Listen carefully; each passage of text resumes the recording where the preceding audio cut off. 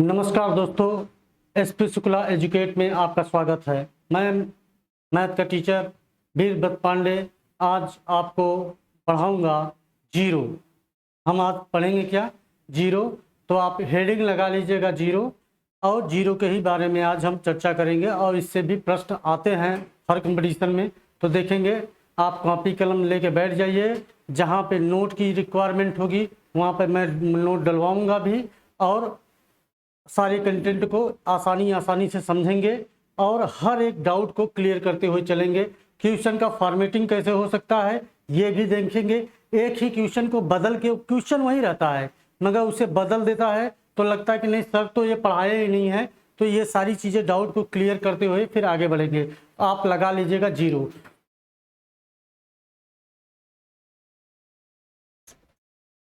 और ओ जीरो,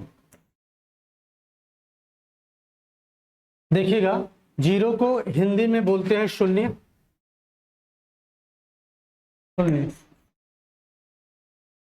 तो सबसे पहली बात आती है कि शून्य का निर्माण होता कैसे है।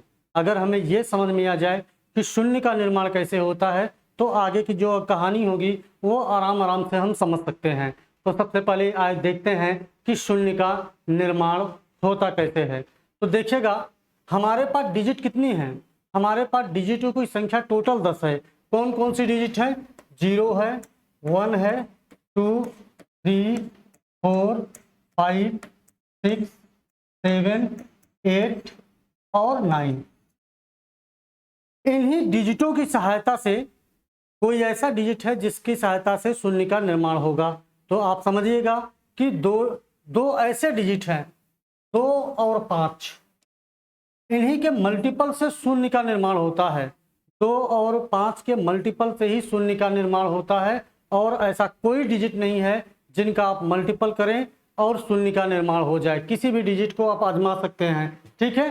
तो देखिएगा जैसे मैंने कहा 2 गुणते 5 तो आ गया 5 दूनी 10।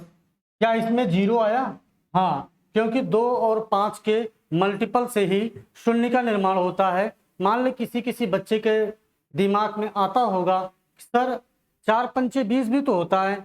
मान लो कोई लड़का बोल दे कि सर 4 गुणे 5 भी तो शून्य बनाएगा 20 होगा।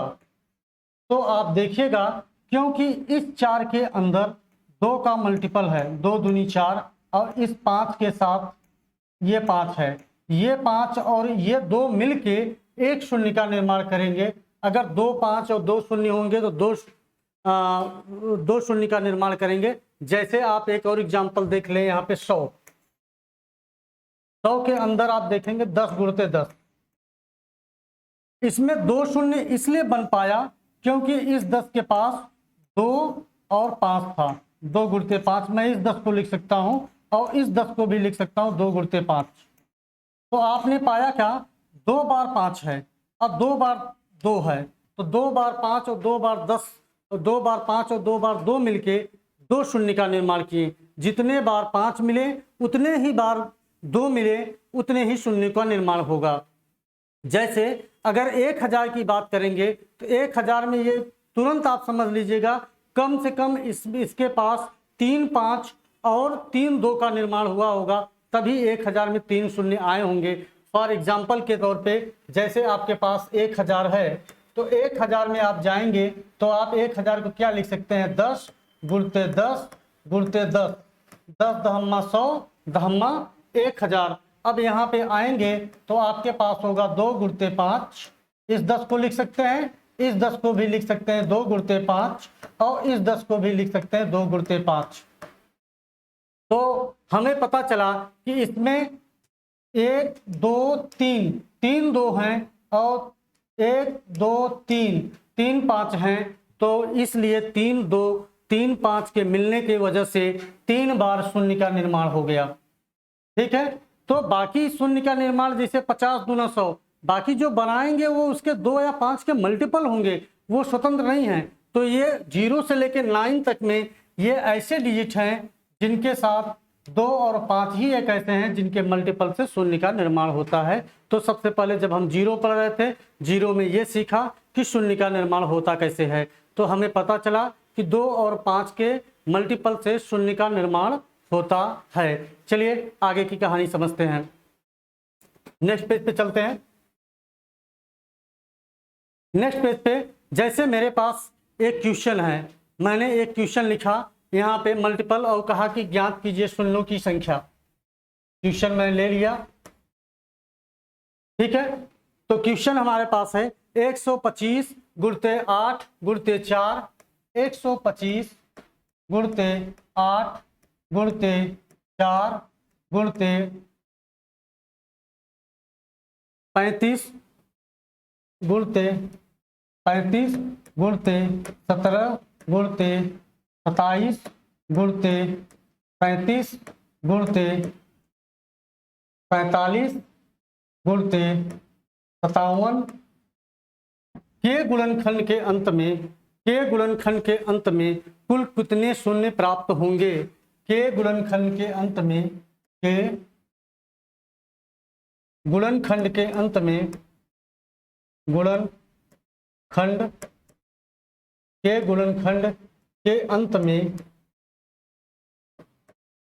अंत में कुल कितने शून्य होंगे?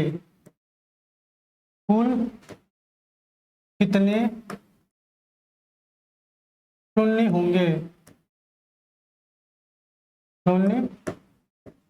होंगे? आपका रहा क्वेश्चन पार्ट।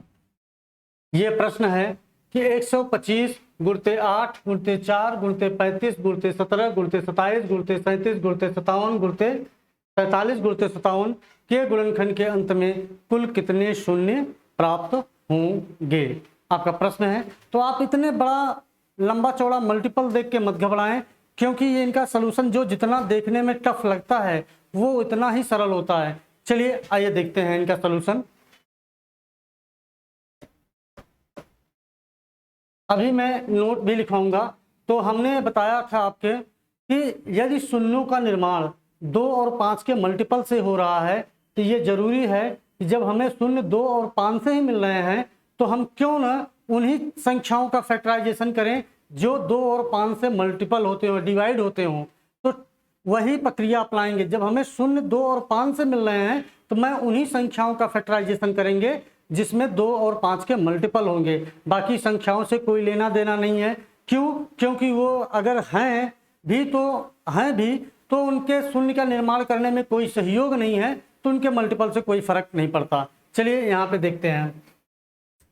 125 125 गुणते 8 गुणते 4 गुणते 35 गुणते 17 गुणते 27 गुणते 37 गुणते 45 गुणते 57, ये हमारे पास था। अब आप बताइए कि अगर मुझे 2 और 5 का मल्टीपल ही चाहिए था तो क्या 125 5 से कट जाएगा? आप कहेंगे हाँ ये कट जाएगा, तो मैं इसका फैक्टराइजेशन कर लूँगा। चलिए 125 को क्या लिख सकते हैं? 5 गुणते 5 गुणते 5, 125 को लिख लिया। इस 8 को क्या लिख सकते हैं? इस 8 को लिख सकते हैं 2 दूनी 4 दूनी 8, और इस 4 को क्या लिख सकते हैं? लिख सकते हैं 2 दूनी 4, 2 गुणते 2। तो और इस 35 को क्या लिख सकते हैं? इस 35 को लिख सकते हैं 5 गुणते 7, 5 सते 35, 5 गुणते 7। आगे हमारे पास जो है वो है 17 गुणते 27 गुणते 37 गुणते 45 गुणते 57। ध्यान दीजिएगा, अगर हमें शून्यों का ही संख्या फाइंड आउट करना होगा तो जिसमें 2 और 5 नहीं है उनसे लेने से कोई मतलब नहीं है, क्योंकि वो शून्य का निर्माण नहीं कर रहा है। और आपके प्रश्न में पूछ रहा है कि के गुणनखंड के अंत में कुल कितने शून्य प्राप्त होंगे। तो हमें जब ये संख्याएं ऐसी हैं 7 से लेके 57 तक, ये ऐसी संख्याएं जो क्वेश्चन में फालतू दिया गया था आपको उलझाने के लिए, इनका शून्य के निर्माण में कोई फर्क नहीं पड़ता, क्योंकि मैंने बता चुका हूं कि जो 2 और 5 के सहयोग से ही, मल्टीपल से ही आपका शून्य का निर्माण होगा। तो देखेंगे कितनी बार 2 है, तो हमें पता चला 1 2 3 4 5, 5 बार 2 है, तो मैं लिख सकता हूँ 2 के घात 5 गुणते। अब देखेंगे कितनी बार 5 है, 1 2 3 4, 4 बार आपके 5 है, तो मैं लिख सकता हूँ 5 के घात 4।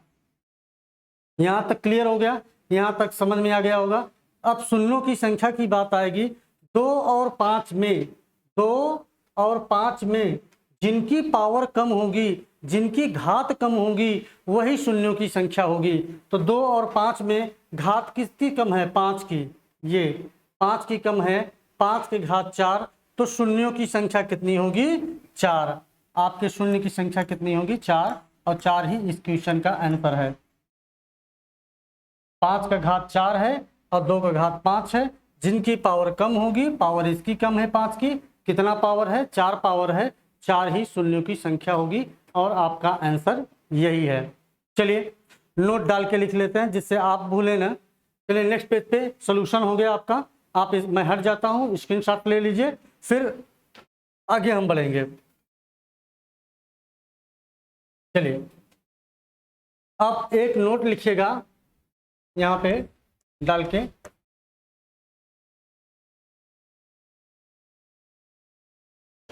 नोट में लिखिएगा, सर्वप्रथम दी गई संख्या का गुणनखंड करते हैं। सर्वप्रथम क्या करते हैं, दी गई संख्या का गुणनखंड। तो यहां पे मैं लिख देता हूं, सर्वप्रथम दी गई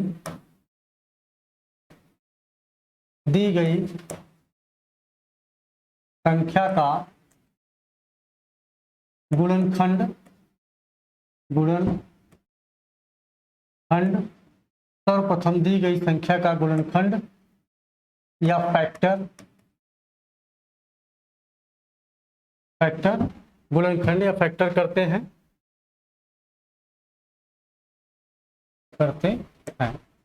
पहली लाइन से ये मुझे पता चला कि सबसे पहले मैं क्या करता हूं, दी गई संख्या का गुणनखंड करते हैं। किन संख्याओं का गुणन करते हैं, बात अब यहाँ पे आती है कि गुणनखंड तो करते हैं सर, मगर किन संख्याओं का करते हैं, जो 2 और 5 के मल्टीपल हैं, उन संख्याओं का गुणन करते हैं। तो लिखिएगा 2 और 5, ठीक है, 2 और 5 की संख्या में सर्वप्रथम दी गई संख्या का गुणनखंड करते हैं, और गुणनखंड सिर्फ उन्हीं संख्याओं का करते हैं जिसमें 2 और 5 का गुणज हो। सर्वप्रथम दी गई संख्या का गुणनखंड या फैक्टर करते हैं। गुणनखंड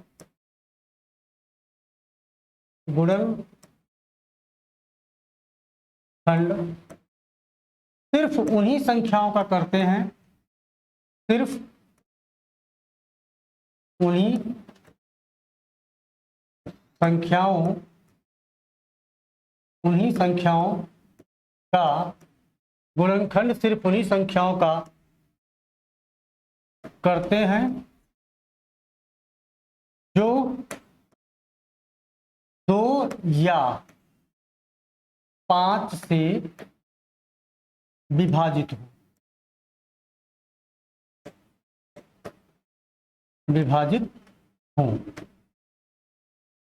यहां तक बात क्लियर हो गई।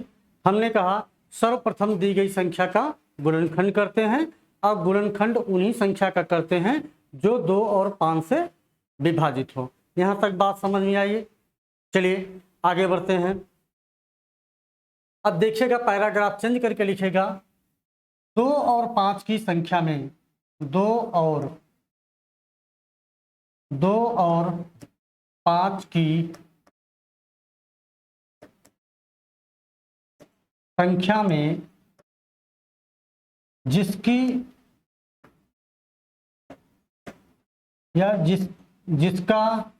संख्या 2 और 5 की संख्या में जिसकी घात कम होगी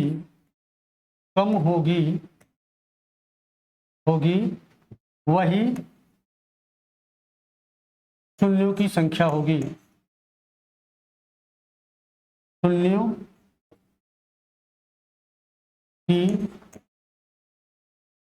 संख्या होगी।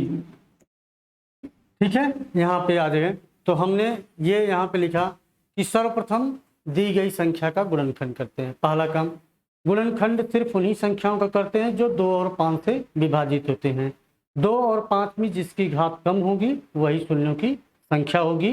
और ध्यान रहे, बराबर होने की स्थिति में कोई भी उत्तर हो सकता है। तो यहाँ पे लिख लीजिएगा, यहाँ पे एक और पॉइंट बना के, बराबर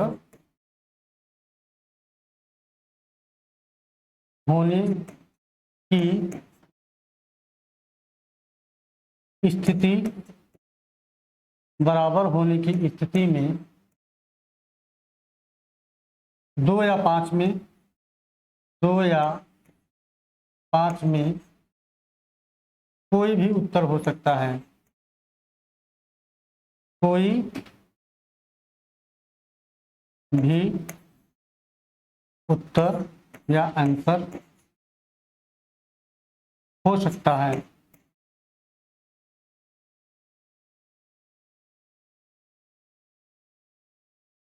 अच्छा, ये वाला अगर आपको कम समझ में आया हो कि बराबर होने की स्थिति में 2 या 5 में से कोई भी उत्तर हो सकता है, मतलब 2 या 5 के घात में जो भी अगर बराबर हो जाएं तो जो भी आप चाहें, चाहे 5 की घात का आप आंसर लिख दीजिए, चाहे 2 का घात की आप आंसर लिख दीजिए, आपका आंसर वही हो जाएगा। फॉर एग्जाम्पल यहाँ नेक्स्ट पेज पे चलते हैं, फिर आगे बढ़ते हैं। देखिएगा, मैंने कहा सर्वप्रथम दी गई संख्या का गुणनखंड करते हैं। गुणनखंड उन्हीं संख्या करते हैं जो 2 और 5 से विभाजित होते हैं, और बराबर होने की स्थिति में हम 2 या 5 में से कोई भी उत्तर ले सकते हैं। जैसे आ गया 2 के घात 2 और गुणते 5 के घात 2, तो हमने कहा जिसका मान कम होगा वही शून्यों की संख्या होगी। तो यहाँ पे तो दोनों के घात बराबर हैं, तो कोई भी आंसर आपका शून्यों की संख्या 2 हो जाएगी, चाहे 2 का पावर ले लीजिए चाहे 5 का पावर ले लीजिए, बात एक ही है। अब अगर ऐसे होता 2 के घात 2 और गुणते 5 के घात 4, तो जिसकी पावर कम होगी, यहाँ पे इसकी पावर कम थी 2 की, तो हमारा शून्यों की संख्या क्या होगी? 2। चलिए एक एग्जाम्पल लेते हैं और आप करिएगा। ठीक है, इसी पेज पे मैं थोड़ा सा इसे मिटा देता हूँ, ये तो समझाने के लिए लिख दिया था। चलिए आगे बढ़ते हैं। लिखेगा 12 गुणते 15 गुणते 25, क्वेश्चन है 12 गुणते 15 गुणते 25 गुणते 121 गुणते 343 गुणते, और कुछ भी डाल दो जो आपको डालना हो, गुणते 19 समथिंग जो भी डालना हो, कोई दिक्कत नहीं है। यहाँ पे हो गया, ये हमारे पास नंबर आ गया।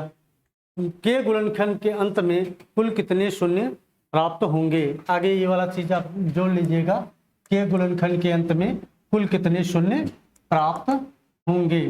तो आप देखिएगा, मैंने कहा कि सर्वप्रथम दी गई संख्या का गुणनखंड करते हैं। गुणनखंड सिर्फ उन्हीं संख्या का करते हैं जिसमें जो 2 और 5 से विभाजित हो।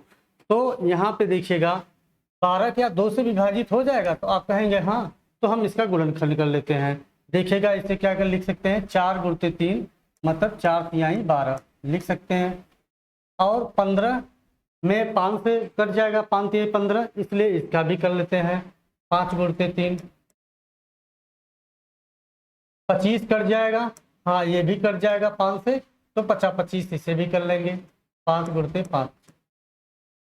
बाकी आप देखेंगे 121, 343 और 19, इससे कोई लेना देना है नहीं, क्योंकि ये 2 और 5 इनके मल्टीपल में 2 और 5 नहीं मिलेंगे। ये सिर्फ क्वेश्चन को उलझाने के लिए रखा गया है कि इतना बड़ा गुणनखंड कौन करेगा। चलिए ठीक है, तो हमारे पास हो गया। तब जब हमें 2 और 5 मिल गया तो इनको सीरियल से लगा लेते हैं, बाकी ये संख्याएं आगे इसे लिखी गई होंगी, तो हम देखेंगे 2 और 5 कितनी हैं। तो पता चला कि यहाँ पे 2 अगर देखेंगे, देखिए आप यहाँ पे 4 के घात मतलब 4 को मैं 2 दूनी 4 लिख सकता हूँ, तो इसका मतलब 2 के घात 2 लिख सकता हूँ। 4 को 2 के घात 2 गुणते 3 से कोई लेना देना नहीं, तो आप इसे छोड़ ही दीजिए, क्योंकि 3 से शून्य का निर्माण होता ही नहीं है। अब 5 कितनी बार है? 1 बार है, 2 बार है, 3 बार है। अब इस 3 को भी छोड़ दीजिए, कोई लेना देना नहीं है। चलिए तो आप लिखेंगे 5 3 बार है, 5 के घात 3। अब यहाँ पे देखिएगा दोनों में घात किसकी कम है, तो आप कहेंगे सर 2 के घात 2 इसका मान कम है, तो आपकी शून्यों की संख्या क्या होगी, आपकी शून्यों की संख्या होगी 2 और 2 ही आपका आंसर हो जाएगा। ठीक है, जिसका पावर अधिक होगा उसे हम काउंट नहीं करेंगे, जिसका पावर कम होगा उसे हम काउंट कर लेंगे। चलिए आगे बढ़ते हैं। ये आपका टाइप फर्स्ट में था। टाइप फर्स्ट के बाद आप इसके बाद टाइप सेकंड लगा लीजिएगा। ठीक है, टाइप सेकंड में आते हैं, आप इसका स्क्रीनशॉट ले लीजिए, फिर हम आगे बढ़ते हैं। चलिए, तो आगे बढ़ते हैं। यहाँ पे देखिएगा नेक्स्ट क्वेश्चन टाइप सेकंड पे।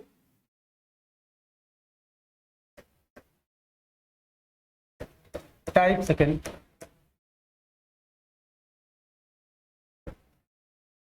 यहाँ पे क्वेश्चन हमारा ये है, सॉरी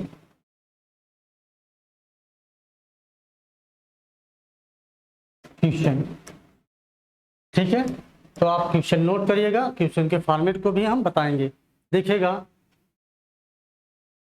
1 गुणते 2 गुणते 3 गुणते 4 गुणते 5 गुणते dash dash dash dash dash dash dash 125 के गुणनखंड के अंत में कुल कितने शून्य प्राप्त होंगे, के गुणनखंड के अंत में कुल कितने शून्य प्राप्त होंगे। चलिए इस क्वेश्चन का सलूशन कैसे करते हैं, अब ध्यान दीजिएगा, यहाँ पे कुछ चीज़ें समझा देते हैं, उसके बाद फिर आगे बढ़ देंगे। आप देखिएगा कि अगर मुझे 2 और 5 का गुणनखंड जब मैंने किया था तो 2 और 5 में जिसकी पावर कम थी तो वहाँ पे मैं उसको काउंट कर लिया था। आप अगर आप देखेंगे कि क्योंकि मैक्सिमम हमें कम चाहिए शून्यों की संख्या, तो 2 और 5 में जो बड़ा होगा, बड़ा कौन है 5, तो 5 से भाग किसी संख्या में देंगे तो कम भाग हो जाएगा, भागफल कम होगा। तो इसीलिए हमें हमेशा तो नहीं, किसी का मतलब 70 का 90% जगहों पे सिर्फ 5 से ही भाग देना पड़ेगा। किससे भाग देंगे, 5 से, क्योंकि 2 और 5 में जैसे आप देखिए, आप यही देख लीजिए, जैसे मैंने कहा 1 गुणते 2 गुणते 3 गुणते 4 गुणते 5 के गुणनखंड के अंत में कुल कितने शून्य प्राप्त होंगे। तो अगर आप यहाँ 2 अगर काउंट करेंगे तो 1 2 तो यहाँ मिल जाएगा और 4 1 यहाँ मिल जाएगा, तो इसके पास 2 2 हो जाएंगे। तो आप यहाँ लिख सकते हैं 2 के घात 3 और 5 आया है 5 के घात 1। तो हमें पता चला कि के गुणनखंड के में अंत में क्या है, 5 है। तो 5 जिसकी पावर कम है, तो हमने क्या किया, जिसकी पावर कम है उसी को हम क्या करेंगे, तो सॉरी जिसकी पावर कम है वो हमारा आंसर हो जाएगा। तो कम अगर पावर चाहना है तो बड़ी से बड़ी संख्या से भाग देंगे, बड़ी से बड़ी संख्या से भाग देंगे। इसका मतलब है अगर मैं 5 में 5 से भाग देता हूं तो 5 एक्का 5 आपका 1 शून्य मिल जाएगा, जहां से यहाँ पे ये है। अगर मैं यही में 5 में 2 से भाग देता तो 2 दूनी 4 आता, 2 शून्य, तो क्या 2 शून्य मिलेगा, क्योंकि 5 और 2 के ही फैक्टर से मिलेगा। तो 5 दूनी 10, क्योंकि इसके पास 2 तो है मगर एक्स्ट्रा 2 5 नहीं है, इसलिए शून्य का निर्माण नहीं करेंगे। तो बात समझ में आएगा। तो हम 5 से क्यों भाग दे रहे हैं, क्योंकि 5 से इसलिए भाग दे रहे हैं कि पावर कम हो, और पावर कम पाने के लिए मैं 2 और 5 में जो बड़ा होगा उससे भाग देंगे, तो मैक्सिमम आपका पावर कम हो जाएगा। चलिए ठीक है, आगे बढ़ते हैं। तो यहाँ पे देखेंगे, ये समझ में आ गया हो तो मैं इसे मिटाता हूँ और उसके बाद मैं यहीं पे आगे बढ़ लेते हैं। तो इसे सॉल्व करने के लिए सबसे पहले आप देखेंगे जो लास्ट में नंबर होगा, ये वाली, इसी में हम 5 से भाग देंगे। आप यहाँ पे भी देखे होंगे, जब मैंने कहा कि 1 गुणते 2 गुणते 3 गुणते 4 गुणते 5, तो मैंने पाया अगर एग्जैक्ट मुझे मैं लास्ट वाले नंबर में, अगर नंबर सीक्वेंस में हो, नंबर क्रम से हो, तो लास्ट वाले नंबर में आप 5 से मैंने भाग दिया था, 5 एक्का 5 मुझे आंसर मिल गया था। तो यही काम वहाँ पे भी करेंगे, देखिएगा। तो इसे सॉल्व कैसे करेंगे, सॉल्व ऐसे होगा, जो वहाँ पे नंबर है 125, 125 में 5 से भाग देंगे, प्लस 125 में फिर 5 के स्क्वायर से भाग देंगे, 50 25 हो जाएगा, फिर 125 में 5 से भाग देंगे, तो 25 का 25 पंजे 125। अब ये हो गया बराबर। अब इसके बाद करेंगे तो 125 से ही बड़ा हो जाएगा। देख लेते हैं, 5 से काटेंगे तो 5 से काटेंगे क्या होगा, 5 दूनी 10, 50 25। यहाँ पे 25 पंजे 125, फिर यहाँ 25 125 एक का 125, यहाँ पे प्लस साइन होगा, सॉरी।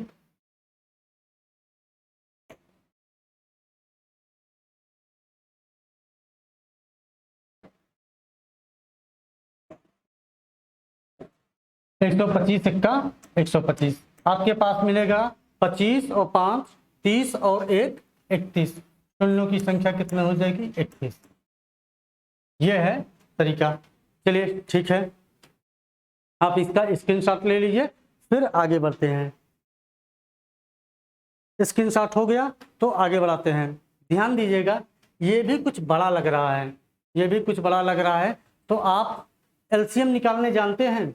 एलसीएम अगर निकालने जानते हैं तो आइए उसी तरीके को अप्लाई करते हैं। और ये जो इतना बड़ा है आप आसानी से कर पाएंगे कि 31 शून्य कैसे आते हैं। ठीक है, तो मैं यहाँ पे भी बता देता हूँ। जैसे हमारे पास लास्ट में क्या है, 125, यहाँ पे दिख रहा होगा आपको। 125 में हम क्या करेंगे, 5 से भाग देंगे। क्या करेंगे, 5 से भाग देंगे। और जब 5 से भाग देंगे तो 5 दूनी 10, 50 25, फिर 5 से भाग देंगे 50 25, फिर 5 से भाग देंगे 5 1 का 5। जहाँ पे एक बार जाए वहीं पे आप स्टॉप हो जाए, जहाँ पे एक बार जाए वहीं पे आप स्टॉप हो जाए, रोक दीजिएगा अपने आप को। ऊपर वाली संख्या को लेफ्ट कर दीजिएगा, ऊपर वाली संख्या को लेफ्ट कर दीजिएगा, दैट मीन छोड़ दीजिएगा, लेफ्ट या छोड़ दो। ऊपर वाली संख्या को लेफ्ट कर दीजिए, छोड़ दीजिए। बाकी जो इसके नीचे बसते हैं उनको जोड़ दीजिए। देखिए 25 और 5 30 और 1 31, आपके पास शून्यों की संख्या क्या हो गई, 31। आपके पास शून्यों की संख्या क्या हो गई, 31। समझ में आया? तो इसे अप्लाई करिएगा आप, इससे आपका क्विक रिस्पांस मिलेगा और आंसर जल्दी सॉल्व होगा। ठीक है, तो आप इसे अप्लाई करिएगा। स्क्रीनशॉट ले लीजिए, मैं एक क्वेश्चन और देता हूं आपको लगाने के लिए। ठीक है, और फिर आगे बढ़ते हैं। स्क्रीनशॉट हो गया होगा या नेक्स्ट पेज पे हम चलते हैं। चलिए नेक्स्ट क्वेश्चन लिखिएगा। 1 गुणते 2 गुणते 3 गुणते 4 गुणते 5 गुणते dash dash dash dash dash 625 के गुणनखंड के अंत में कुल कितने शून्य प्राप्त होंगे? के गुणनखंड के अंत में कुल कितने शून्य प्राप्त होंगे? कुल कितने शून्य प्राप्त होंगे? चलिए आप 2-3 सेकंड में इसका आंसर बता दीजिएगा। चलिए आशा है आ ही गया होगा। यहाँ पे देखेंगे तो मैं सबसे पहले क्या करूंगा, 625 को ले लूंगा और उसके बाद 5 से भाग दूंगा। 5 से भाग, क्योंकि बड़ी संख्या से भाग देंगे तो आपका पावर कम आएगा, और पावर मैंने नोट में लिखवा दी, जिसकी पावर कम होगी वही शून्यों की संख्या होगी, तो इसीलिए 5 से भाग दे रहे हैं। देखिएगा 5 1 का 5 और 5 दूनी 10 50 25, ये हो गया। फिर 5 से करेंगे 5 दूनी 10 50 25, फिर 5 से करेंगे 5 50 25, फिर 5 से करेंगे 5 1 का 5। जहाँ पे एक आए वहाँ पे छोड़ दीजिएगा। ठीक है, जहाँ पे एक आए वहाँ छोड़ दीजिएगा। आप ऊपर वाली संख्या को लेफ्ट कर देंगे, छोड़ देंगे। ऊपर वाली संख्या को काउंट नहीं करेंगे, बाकी जो बीच में संख्या है उनको जोड़ दीजिएगा। 125 और 25 150, 5 155 और 1 156, तो शून्यों की संख्या कितने हो जाएगी, 156। शून्यों की संख्या क्या हो जाएगी, 156। अब आपके दिमाग में होता होगा सर ये आप 1 से गुणा किए 125 तक गए, 1 से गुणा किए 625 तक चले गए, तो ऐसा क्या मान लो नहीं हो, कुछ ऐसा 625 क्योंकि 5 के मल्टीपल मान लो ऐसा कुछ हो, न मल्टीपल हो, तो हम क्या करेंगे, तो देखते हैं यहाँ पे नेक्स्ट क्वेश्चन बढ़ेंगे, सारे डाउट को क्लियर करेंगे, फिर उसके बाद हम आएंगे भी, फिर अभी आपको फॉर्मेशन दिखाते हैं, देखिएगा। यहाँ पे देखिएगा नेक्स्ट क्वेश्चन लिखिएगा 1 गुणते 2 गुणते 3 गुणते 4 गुणते डैश डैश डैश डैश 1000 के गुणनखंड के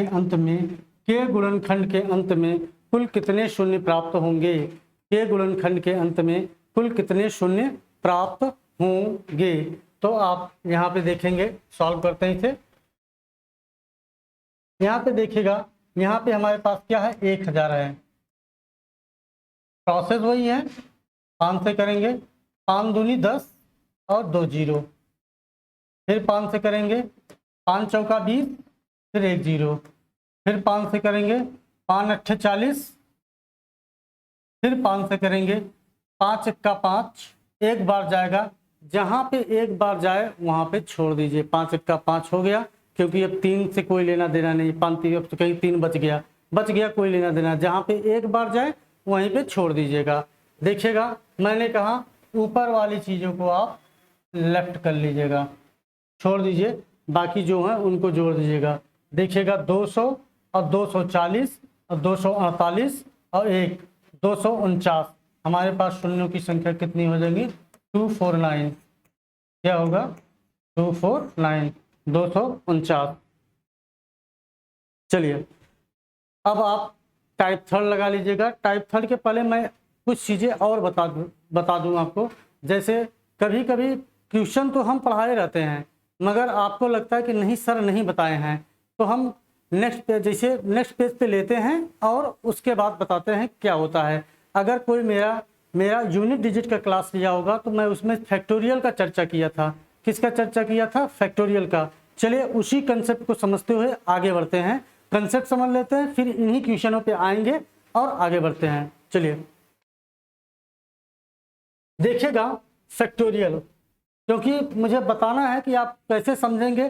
प्रश्न वही है और आप समझ नहीं पाएंगे, नहीं सर ये तो आप बताए नहीं। तो देखिएगा फैक्टोरियल, आप देखिएगा फैक्टोरियल का हिंदी में सेंस होता है, मतलब अर्थ होता है क्रम गुणित। क्रम गुणित का मतलब होता है क्रम से गुणा कर देना, क्रम से गुणा कर देना। जैसे मैंने कहा 1 फैक्टोरियल, तो आप कहेंगे सर 1 फैक्टोरियल का मान 1 होता है। 2 फैक्टोरियल, तो आप कहेंगे 2 फैक्टोरियल का को मैं लिख सकता 2 गुणते 1, 2 गुणते 1 बराबर 2। मैंने कहा 3 फैक्टोरियल, तो आपने कहा 3 गुणते 2 गुणते 1, ये हो जाएगा 3 दूनी 6 फैक्टोरियल 6। 4 फैक्टोरियल को मैंने कहा, तो आप फिर क्रम से गुणा करेंगे। 4 गुणते 3 गुणते 2 गुणते 1, तो कितना हो जाएगा 4 3 12 2 24 1 24 24 हो जाएगा 4 फैक्टोरियल का मान। फिर मैंने कहा 5 फैक्टोरियल, तो आपने कहा ठीक है 5 गुणते 4 गुणते 3 गुणते 2 गुणते 1, आपका हो जाएगा कितना 5 चौका 20, 20 तिहाई 60, 60 दूना 120। ठीक है, मैंने कहा 6 फैक्टोरियल, तो आपने कहा 6 गुणते 5 गुणते 4 गुणते 3 गुणते 2 गुणते 1, आपने कहा क्योंकि 5 फैक्टोरियल का मान तो यहाँ पे मुझे 120 मिला है, तो मैं 6 से ही गुणा कर दूँ, 12 6 72 720। इसी तरीके से n फैक्टोरियल तक आप चलेंगे, चलते रहेंगे, कोई दिक्कत नहीं। अच्छा, मैं समझाना क्या चाहता हूँ? मैं समझाना चाहता हूँ कि क्रम गुणित अगर है तो क्या कोई चीज़ें अगर ऐसी लिखी हो तो क्या मैं ऐसा लिख सकता हूँ क्या?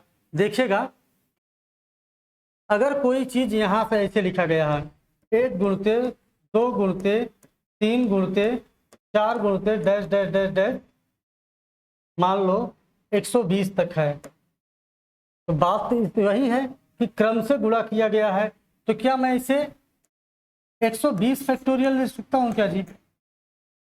भाई जैसे 2 फैक्टोरियल को 2, 2 को मैं 2 फैक्टोरियल, 3 फैक्टोरियल को 6, तो आप बताइए क्या मैं इसे लिख सकता हूँ क्या जो क्रम से गुणा हुआ, तो उसे मैं क्रम गुणित कह सकता हूँ? तो आप कहेंगे हाँ सर आप इसे क्रम गुणित कह सकते हैं।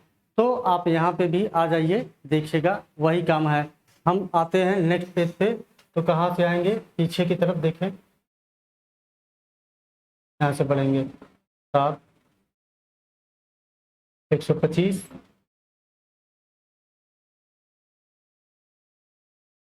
एक कदम और आगे देखिएगा। अगर ये 125 तक क्रम से ही गुणा किया गया, 1 2 3 4 5 6 7, तो प्रश्न तो यही रहेगा। आपको प्रश्न में ये कह सकता है कि इसे मैं लिख सकता हूं कि 125 फैक्टोरियल, 125 फैक्टोरियल। तो आपसे ये भी तो कह सकता है कि 125 फैक्टोरियल में शून्यों की संख्या ज्ञात कीजिए। तो अगर 125 कहेगा तो आप फिर वही क्रम से 1 गुणित 2 गुणित 3 गुणित 4 ऐसे करते हुए चलेंगे। देखिएगा यही काम मैं आगे बढ़ता हूँ। देख यहाँ से 8 तक पहुंचा दें इसे। चलिए तो नेक्स्ट पेज लेते हैं। जो हमारा ये प्रश्न था यहाँ पे, जैसे मैंने आपको सबसे पहले दिया कि क्रम से गुणित करना, तो क्रम से गुणा करने का मतलब है, जैसे आप मैंने कहा 3 फैक्टोरियल, तो आपने कहा 3 गुणित 2 गुणित 1, या आप ऐसे करते हैं 1 गुणित 2 गुणित 3, यही तो लिख रहे थे 3 फैक्टोरियल को। 3 फैक्टोरियल है तो यही तो आप लिख रहे हैं 3 फैक्टोरियल को 1 गुणित 2 गुणित 3। मैंने कहा 4 फैक्टोरियल, तो आपने कहा कि चलो ठीक है 1 गुणित 2 गुणित 3 गुणित 4, यही तो लिखे हैं 4 फैक्टोरियल को आप। तो आप बताइए अगर यही लिखा गया है तो मैंने तो प्रश्न यही बताया था, पहला प्रश्न 1 गुणित 2 गुणित 3 गुणित 4 गुणित डैश डैश डैश 125 के गुणनखंड के अंत में कुल कितने शून्य प्राप्त होंगे। तो या तो प्रश्न ऐसे लिखे रहे, या तो आप OR करके लिख लीजिएगा कि या तो कहे 125 फैक्टोरियल में शून्यों की संख्या क्या होगी, शून्यों की संख्या क्या होगी, संख्या क्या होगी। तो आप जहां पे नोट्स बना रहे होंगे वहां पे जहां पे लिखा है 1 गुणित 2 गुणित 3 125, तो वहां पे डायरेक्ट लिखिए 125 फैक्टोरियल में शून्यों की संख्या क्या होगी। जहां पे मैंने कहा 1 गुणित 2 गुणित 625, तो अथवा करके लिखिए, या तो प्रश्न वैसे आ सकता है या तो या करके लिखिएगा 625 फैक्टोरियल में शून्यों की संख्या क्या होगी। जैसे मैंने कहा 1 गुणित 2 गुणित 3 गुणित 1000, तो लिखा ही गया है, तो वहां पे अथवा करके या लिखिएगा 1000 फैक्टोरियल में शून्यों की संख्या क्या होगी। प्रश्न वही है। अब बच्चा नहीं समझ पाता तो आप चाहें तो वहां पे जाके अब कर सकते हैं, नहीं तो मैं वहां पे पहुंचा देता हूं आपको, वहां पे अथवा करके लिख ही देते हैं। जैसे चलिए यहाँ पे तो मैं लिख दिया कि या 125 फैक्टोरियल, इसी चीज को लिखा गया है। दूसरा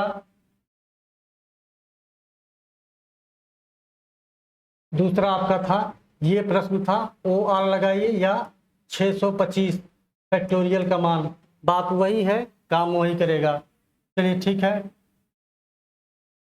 यहाँ पे हो जाएगा अथवा प्रश्न यही है 1000 फैक्टोरियल, ठीक है, में गुणनखंडों की मान ज्ञात कीजिए।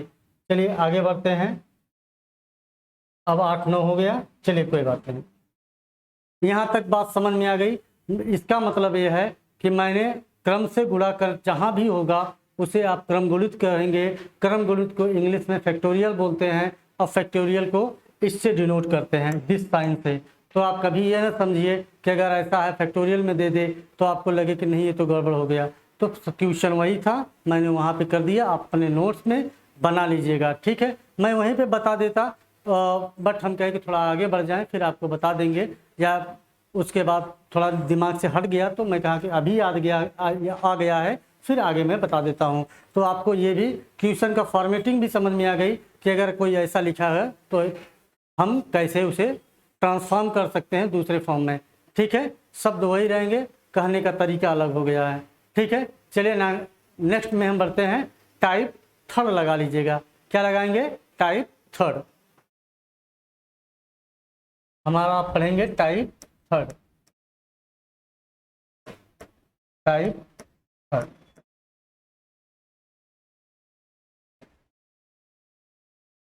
टाइप थर्ड में देखेंगे,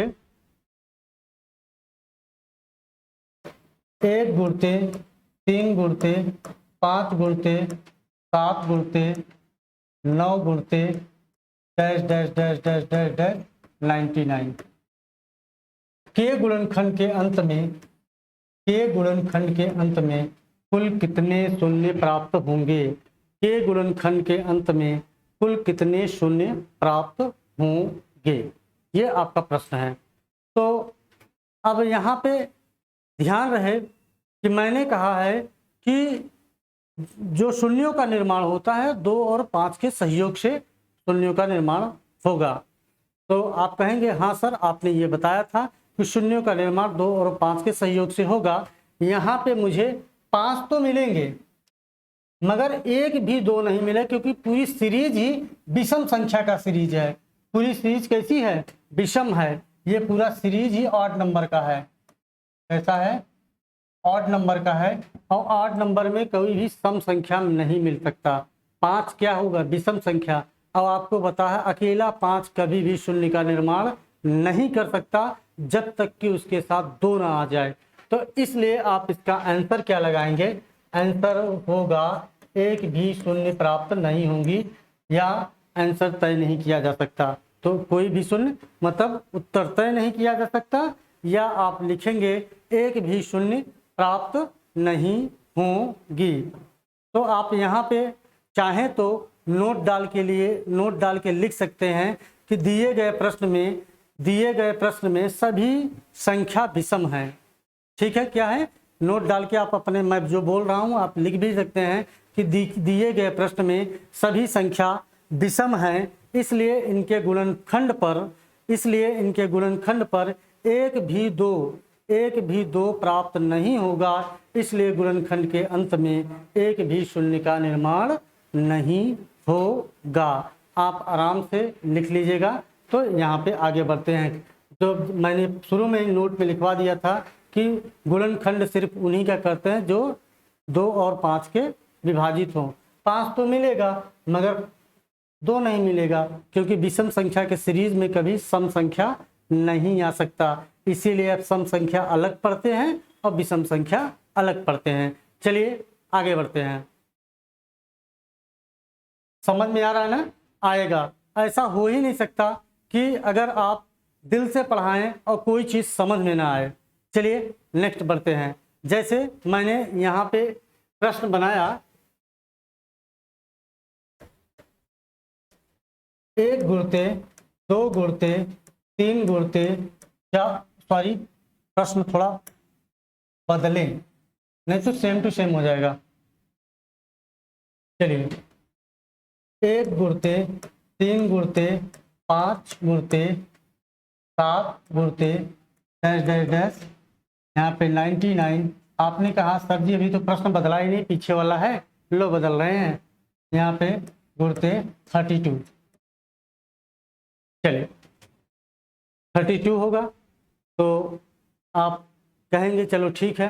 तो ध्यान दीजिएगा, इस सीरीज में ये वाली जो सीरीज है, विषम संख्या वाली जो सीरीज है 1 3 5, इस सीरीज में 2 भले से न मिले मगर 5 तो मिलेगा। 5 तो मिलेगा ही। तो आपने कहा हाँ सर 5 मुझे मिल जाएगा, क्योंकि 5 एक विषम संख्या है। तो 5 मिलेगा, 15 मिलेगा, 15 के बाद 25 मिलेगा, 35 मिलेगा, 45 मिलेगा, 55 मिलेगा। ये 5 वाले तो ऐसे मिलेंगे, लास्ट में जाते जाते 95 भी मिल जाएगा। 95 ये भी मिल जाएगा। 5 तो मिलेंगे। और ध्यान दीजिएगा कि अगर मुझे इसे सॉल्व करना हो तो अब आप नहीं कह सकते कि एक भी शून्य नहीं मिलेंगे, क्योंकि इसके साथ मल्टीपल में 32 लगा हुआ है। और आप कहेंगे हाँ सर, क्योंकि जितने बार ये 32 का जितना घात होगा इसके साथ मिल जाएगा।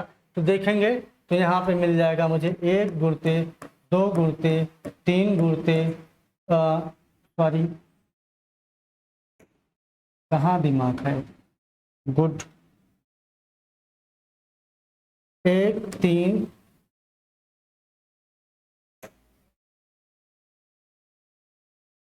ठीक है, 1 3 5 गुणते डैश डैश डैश 99। और इस 32 को मैं लिख सकता हूँ 2 दूनी 4 दूनी 8 दूनी 16 दूना 32, 2 के घात 5। क्या लिख सकते हैं? 2 के घात 5। 2 के घात जो 5 है, 2 जो है 5 बार 5 के साथ मिलके 500 का निर्माण कर लेगा, क्योंकि उसके बाद अकेला 5 को कर नहीं पाएगा। तो इसका आंसर क्या हो जाएगा? 5, क्योंकि यहाँ 5 मैक्सिमम बार मिलेंगे और मैंने कहा है कि जिनकी पावर कम होगी वही शून्यों की संख्या होगी। तो यहाँ पे 2 क्या होगा? 2 के घात 5 मिलेगा और 5 ही इस क्वेश्चन का आंसर हो जाएगा। चलिए नेक्स्ट आगे बढ़ते हैं। आप स्क्रीनशॉट ले लीजिएगा, फिर आगे बढ़ते हैं। आशा है स्क्रीनशॉट हो गया होगा। लिखेगा फाइंड द नंबर ऑफ 0। अच्छा, नेक्स्ट पेज पे लिख लेते हैं। निम्न में से मतलब कि गुणनखंडों में 0 की संख्या ज्ञात कीजिए। जैसे 2 गुणते 4 गुणते 8 गुणते डैश डैश डैश 360 के गुणनखंड के अंत में कुल कितने शून्य प्राप्त होंगे? के गुणनखंड के अंत में कुल कितने शून्य प्राप्त होंगे? ध्यान दीजिएगा यहाँ पे। अच्छा, जस्ट इसके पीछे वाला प्रश्न आप देखेंगे 1 3 5 था, उसे आप क्रम गुणित नहीं कह सकते कि वहाँ भी फैक्टोरियल लगा लें। जैसे मैं एक जस्ट पीछे आता हूँ, एक कदम पीछे, ये क्योंकि देखिए 1 3 5 7 ये है क्रम। इसे ऐसा नहीं कि 99 फैक्टोरियल लेंगे, क्रम से गुणित मतलब 1 2 3 4 5 6 इस तरह से होना चाहिए। इसके जस्ट पीछे भी आप इसे भी नहीं ऐसा कर सकते यहाँ पे, क्योंकि ये क्रम गुणित नहीं है, विषम संख्या का सीरीज है। इसके अंदर 2 3 4 नहीं है, ऐसे छूटा हुआ है। क्रम का मतलब एक भी नंबर छूटना नहीं चाहिए, इसीलिए उसे क्रम गुणित करते हैं। मतलब 1 2 3 4 एक सीरियल सही से चलेगा। ठीक है, आगे बढ़ते हैं। हमारे पास ये था। अब आप कहेंगे सर इसे कैसे सॉल्व करेंगे? तो ध्यान दीजिएगा, मैं इसे बताता हूँ, आराम से समझिएगा, दिमाग खोल लीजिएगा और सब कुछ एक साथ आसानी से होगा। देखिएगा, मैं आपसे कहूँ क्या यहाँ से क्वेश्चन है आपका के गुणनखंड के अंत में कुल कितने शून्य प्राप्त होंगे। यहाँ पे इसमें मैं बताओ क्या 2 कॉमन ले सकता हूँ क्या? तो आप कहेंगे हाँ सर 2 तो कॉमन ले सकते थे, यहाँ से तो 1 मिल जाएगा। ठीक है, यहाँ से क्या मिल जाएगा? 1 मिल जाएगा। चलिए आगे, यहाँ से इंटू है, यहाँ से 2 मिल जाएगा तो इसका पावर 2 हो जाएगा। यहाँ से इंटू 3 हो जाएगा तो इसका पावर 3 हो जाएगा। मतलब जैसे जैसे बढ़ रहे हैं वैसे वैसे पावर भी बढ़ रहा है। आप अभी भी आपके हमें लगता है कि समझ में नहीं आया कि सर यहाँ पे 2 कॉमन ले दे तो 2 का पावर कहीं क्यों बढ़ रहा है लगातार। तो देखिएगा, अब एक चीज़ मैं समझाना चाहता हूँ कि गुणनखंड में क्या करते हैं और एडिशन में क्या करते हैं। ध्यान दीजिएगा, उसके बाद आपको सारी चीज़ें समझ में आ जाएगी। देखिएगा यहाँ पे आगे उसे समझा देते हैं, फिर इस सवाल को मैं आपको लगा के दिखाता हूँ। ठीक है, तो आपको आगे कंसेप्ट बता देता हूँ, फिर उसके बाद हम आपको लगा के बताते हैं। जैसे मैंने कहा एग्जाम्पल दे रहा हूँ, फिर इस सवाल पे आते हैं। जैसे मैंने एक एग्जाम्पल ले लिया 2 धन 4 धन 6, 2 धन 4 धन 6। आप कहेंगे इसे सॉल्व करिए, तो आप कहेंगे कि आप सर इसमें 2 कॉमन ले लेंगे, यहाँ पे 1 बच जाएगा, यहाँ पे 2 दूनी 4 हो जाएगा, यहाँ पे 2 तिहाई 6 हो जाएगा। तो हम कहेंगे ठीक है, आप यहाँ पे आएंगे, ये 2 जो कॉमन लिए थे 3 2 5 1 6 गुणते 6 हो जाएगा और 6 दूनी 12 आ जाएगा। ये चीज़ें समझ में आई। चलिए आप इसे भी जोड़ेंगे तो 6 4 10 और 2 12 मिलेगा, कोई दिक्कत नहीं है। ध्यान दीजिएगा, जो अगर एडिशन है तो एक बार आप 2 कॉमन लगाएंगे, उसके बाद कोई दिक्कत नहीं है। मगर यहाँ पे एक डिफरेंस समझ लीजिए, अगर ऐसा कोई चीज़ लिखा हो 2 गुणते 4 गुणते 6, 2 गुणते 4 गुणते 6 लिखा गया हो, तो आप यहाँ पे अगर 2 कॉमन लेंगे, यहाँ पे कहाँ कर दें, यहाँ पे स्पेस है तो यहाँ पे मैं कर लेता हूँ थोड़ा सा, जिससे आपको दोनों चीज़ें अलग अलग हों। फिर स्क्रीनशॉट लेके रख लीजिएगा जिससे आपको पता चले। ठीक है, तो यहाँ पे मैंने कहा 2 गुणते 4 गुणते 6। अब यहाँ पे अगर 2 कॉमन लेंगे तो ध्यान रहेगा कि 2 यहाँ पे कॉमन लेंगे तो यहाँ पे 1 आएगा, मगर इसके साथ गुणा है तो यहाँ पे 2 घात हो जाएगा, तो यहाँ पे हो जाएगा तब आएगा 2, 2 दूनी 4, फिर इसका 2 एक बार और चला जाएगा, ये बन जाएगा 3, तो 2 तिहाई 6। यहाँ पे देखिएगा अब आप करेंगे कि 2 के घात 3 को क्या लिखेंगे, 8 लिखेंगे, और यहाँ पे 3 दूनी 6, 3 दूनी 6 का 6, तो 8 गुणते 6 बराबर 8 छंग 48। और यहाँ पे करेंगे 6 चौक 24, 24 दूना 48, यहाँ से भी मिल रहा है। आप कभी ऐसी गड़बड़ी मत करिएगा कि मल्टीपल वाली चीज़ जब मल्टीपल में रहेगा तो पावर ऑलरेडी जब चलता रहेगा, ठीक है, तो मल्टीपल में जब लेंगे तो इसका पावर जैसे जैसे बढ़ेगा पावर भी यहाँ पे इंक्रीज करता रहेगा। और डिवीजन में मैंने आपको बताया, डिवीजन में ये एक बार 2 निकलेगा, मगर मल्टीपल में हर एक नंबर से एक एक 2 निकलेगा जब कॉमन लेंगे तो। ठीक है, चलिए अब इसी कंसेप्ट को आगे बढ़ाते हैं। चलिए इस क्वेश्चन पे ये स्क्रीनशॉट ले लीजिएगा जिससे मैं पेज न चेंज करूं और यहाँ से मैं आगे बढ़ जाऊं इसी क्वेश्चन पे। चलिए स्क्रीनशॉट हो गया होगा, आगे बढ़ते हैं। अब मैं इसे इस कंसेप्ट को आप जरूर डाल लीजिए। कभी कभी बच्चा भूल जाता है, सोचता है कि नहीं यहाँ पे 2 ले या वहाँ पे पता नहीं कैसे पावर बढ़ रहा है। ठीक है, अब समझ में आ गया कि अगर ऐसा है तो आप उसे देख के समझिएगा, अगर अच्छा लगे तो ठीक है प्रमोट करिए और खुद दूसरों को बताएं, अपने भाइयों को बताएं कि ये बेसिक चीज़ें आनी भी चाहिए। ठीक है, चलिए आगे बढ़ते हैं।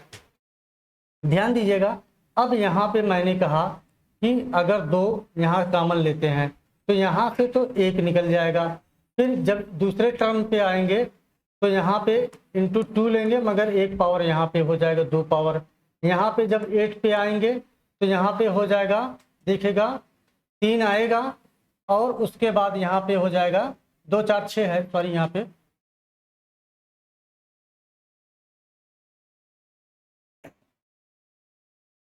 2 4 6, तो यहाँ पे क्या हो जाएगा 3 आएगा, तो इसका पावर भी 3 हो जाएगा।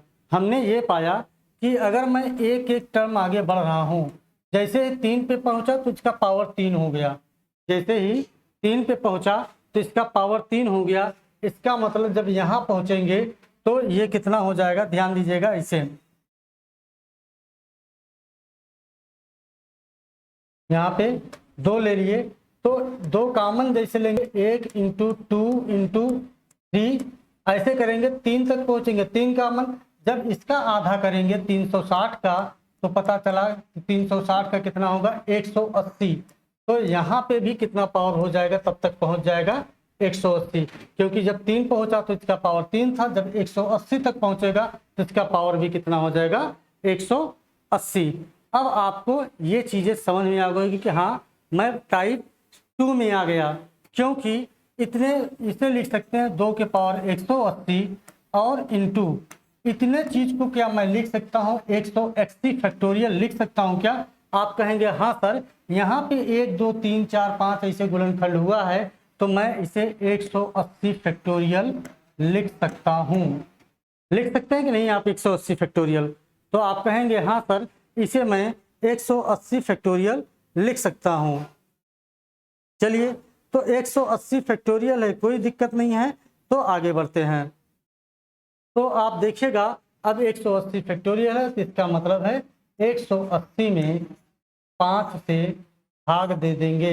जैसे 625 फैक्टोरियल तो 625 में 5 से भाग दे देते, इसी तरीके से 180 फैक्टोरियल में 5 से भाग देंगे तो 5 तिहाई 15, 15 हो जाएगा, यहाँ बच जाएगा कितना 3, 5 6 30, फिर 5 से करेंगे तो 5 सते 35, फिर 5 से करेंगे 5 का 5, जहाँ यहाँ तक पहुँचेंगे उसके बाद क्या करेंगे ऊपर वाली चीज़ों को छोड़ देंगे और आ जाएगा 36 और 37, 37 और 3 40 और 4 44, कितना आ जाएगा 44। इनका एडिशन कितना हो जाएगा 44 होगा। और 44 ही शून्यों की संख्या होगी, 44 ही शून्यों की संख्या होगी। ठीक है, कुछ गड़बड़ है। 44 ही शून्यों की संख्या होगी, क्योंकि इसके बाद 180 मिलेगा तो कोई दिक्कत नहीं है, तो यहाँ पे मिल जाएगा हमें आंसर क्या हो जाएगा 5, क्योंकि 180 इससे तो कम ही पावर है। 44, इसका मतलब है कि इसमें 44 5 ही आए थे, तभी तो पावर 44 है। तो हमारा आंसर क्या हो जाएगा 44। चलिए यहाँ तक। तो आज के क्लास में हमने ये सीखा फैक्टोरियल। फैक्टोरियल से आप शून्यों की संख्या अगर दिया है तो कैसे ज्ञात करेंगे, और क्रम से गुणित है तो वो कैसे, अगर इंटू इंटू कोई करके दिया है तो वो कैसे करेंगे फैक्टोरियल। तो उसमें 2 और 5 का जो गुणनखंड करते हैं, गुणनखंड सिर्फ उन्हीं करेंगे जिसमें 2 और 5 तो जो संख्या विभाजित होती है उनका गुणनखंड करेंगे। जिनकी पावर कम होगी वही गुणनखंड की संख्या होगी। फिर मैंने क्रम से गुणा बताया, क्रम से गुणा है तो उसे या तो 1 गुणते 2 गुणते 3 गुणते इस तरह से 625 जाओ, 625 को 625 फैक्टोरियल भी लिख सकता हूँ उस सीरीज को। इसलिए चाहे वो ऐसा प्रश्न बना के दे, चाहे 625 फैक्टोरियल लिख के दे, तो आपका यहाँ तक सारी चीज़ें क्लियर हो गई। चलिए आगे एक क्वेश्चन और देख लेते हैं, फिर आगे बढ़ते हैं, सेशन को समाप्त करेंगे। फिर चलिए लिखिएगा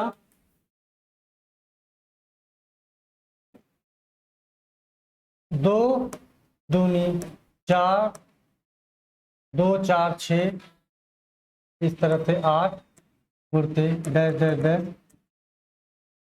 तो के गुणनखंड के अंत में कुल कितने शून्य प्राप्त होंगे, के गुणनखंड के अंत में कुल कितने शून्य प्राप्त होंगे।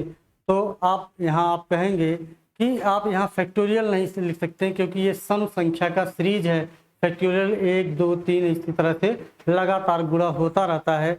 अब यहाँ पे आप ऐसा नहीं कर सकते कि 5 से भाग दे दें या 2 से भाग दे दें, क्योंकि यहाँ पे देखिएगा मैक्सिमम आपको 5, देखिए कहीं 5 मिलेगा, नहीं मिलेगा, क्योंकि सम क्या है विषम, 5 जो है विषम संख्या है। अब ये सम संख्या का सीरीज है, 2 आपको मैक्सिमम मिलना शुरू हो जाएगा। तो आप ऐसे कर सकते हैं, ध्यान दीजिएगा यहाँ पे इस प्रश्न को कभी कभी आदमी गड़बड़ करता है।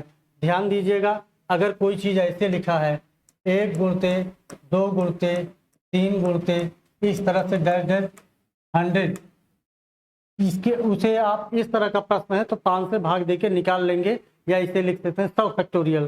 ठीक है, बट ये 2 4 6 यहाँ पे है, तो यहाँ पे क्या करेंगे आप बताइए। ऐसे 10 तक पहुँचेंगे, 20 हो जाएगा, फिर 30 हो जाएगा, फिर 40 में मिल जाएगा 5, फिर 50 में 5 मिलेगा, फिर 60 में 5 मिलेगा, फिर आपको 70 में 5 मिलेगा,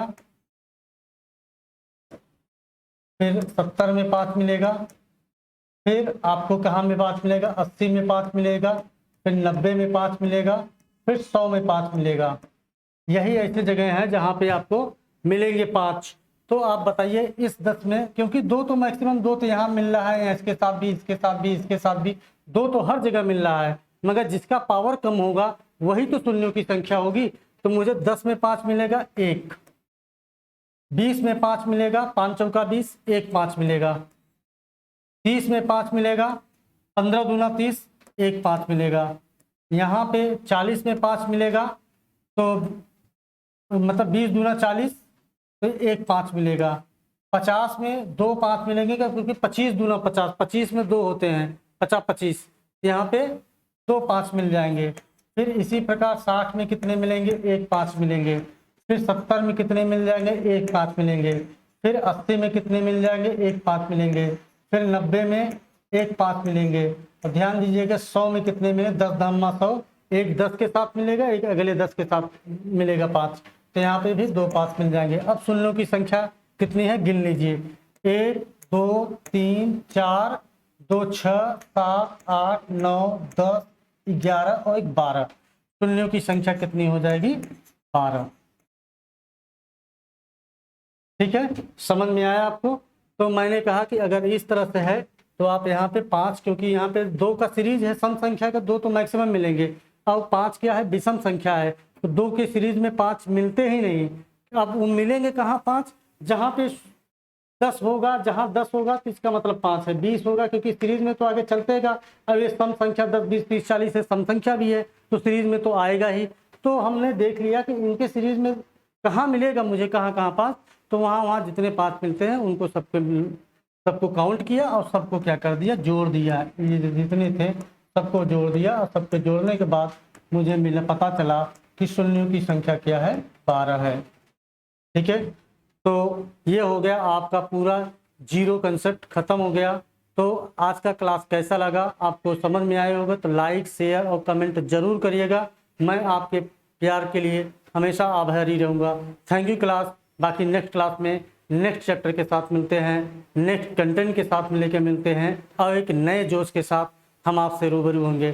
ठीक है, thank you class, thank you next.